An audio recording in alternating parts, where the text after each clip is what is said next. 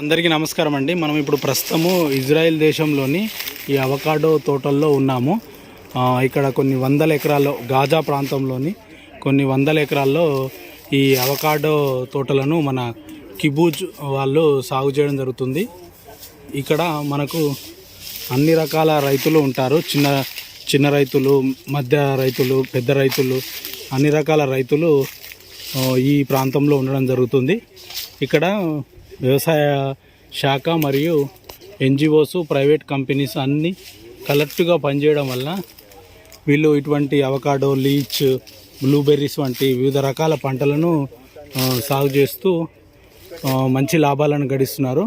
ముఖ్యంగా వీరు ఈ అవకాడో కానీ, ఈ లీచ్ కానీ, బ్లూబెర్రీస్ కానీ వివిధ దేశాలకు ఎగుమతి చేయడం వల్ల మంచి లాభాలను వీళ్ళు గడిస్తున్నారు. ఇవి అవకాడో కాయలండి. ఇవి అవకాడో కాయలు. వీళ్ళు నీటి కొరత, మీకు తెలుసు ఇజ్రాయెల్లో నీటి కొరత ఎక్కువ ఉంటుంది కాబట్టి వీళ్ళు డ్రిప్ ద్వారా నీటిని అందిస్తారు. ఈ లైన్ వచ్చేసి ఒక చెట్టుకు వచ్చేసి అటువైపుగా ఇటువైపుగా 2 డ్రిప్పులు ఉండడం జరుగుతుంది. డ్రిప్ పైప్ లైన్ మన 20 mm ప్లేన్ డ్రిప్ లైన్. అది 20 mm ప్లేన్ డ్రిప్ లైన్లో మామూలుగా నగరాల నుంచి వచ్చిన వాటర్నేమో నీటిని వేర్ల ద్వారా అందిస్తారు. అదే ఈ టెంపరేచర్ని కంట్రోల్ చేయడానికి వాడే ఈ సన్న పైపు మాత్రం కంపల్సరిగా ఫ్రెష్ వాటర్ అనేది ఉండాలి. ఎందుకంటే వాటిలోని మల్లాల ఆకుల మీద పడ్డప్పుడు సాల్ట్స్, ఈ స్కార్చింగ్ ఎఫెక్ట్ ఉండకుండా ఉండడానికి తప్పనిసరిగా ఇది రావాలి. మనకు రైతులు ఈ పొలంలో పడ్డ ఆకులను అదే విధంగా ఉంచడం వలన ఈ ఆకులు అనేటివి మల్చులాగా కూడా యూజ్ అవుతాయి. మన రైతులైతే ఈ ఆకులను కానీ వీటిని కానీ తగలబెడతారు. దీనివల్ల కర్బన పదార్థం తగ్గిపోవడం కాకుండా మన భూమికిలో ఉండే సూక్ష్మజీవులు కూడా చనిపోవడం జరుగుతుంది. ఇలా మనకు ఉంచడం వలన ఈ నీటి యొక్క అనేది నేల లోపల అలానే ఉండిపోతుంది. కాబట్టి మన రైతు సోదరులు కూడా మామిడి తోటల్లో కానీ, జామ తోటల్లో కానీ ఇటువంటి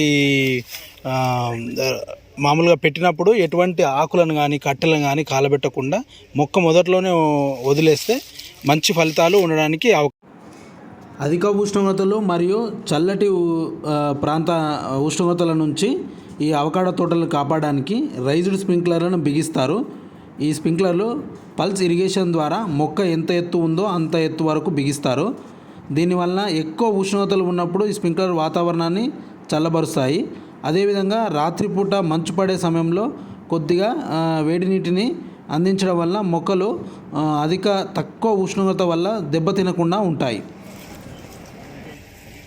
ఈ 2 డ్రిప్పులు ఒకటేమో ఈ ఫస్ట్ పైప్ లైన్ వచ్చేసి, ఈ లైన్ వచ్చేసి మనకు మొక్కకు నీళ్ళు అందివ్వడానికి, ఈ పైప్ వచ్చేసి మనకు ఈ సన్న పైప్ ద్వారా పైకి ఈ టెంపరేచర్ను మెయింటైన్ చేయడానికి, అంటే ఉష్ణోగ్రతలు ఎక్కువ ఉన్నప్పుడు వాతావరణాన్ని కూల్ చేయడానికి, అదే ఉష్ణోగ్రత మరీ తక్కువ ఉన్నప్పుడు మంచు నుంచి కాపాడడానికి ఈ పైప్ అనేది మనకు మనం గమనిస్తున్నాం. చూడండి, ఈ పైప్ అనేది మనకు ఇలా పైన మనకు స్ప్రింక్లర్ లాగా ఉండడం జరుగుతుంది. ఈ స్ప్రింక్లర్కు కడ్డీలాగా ఇలా పెట్టి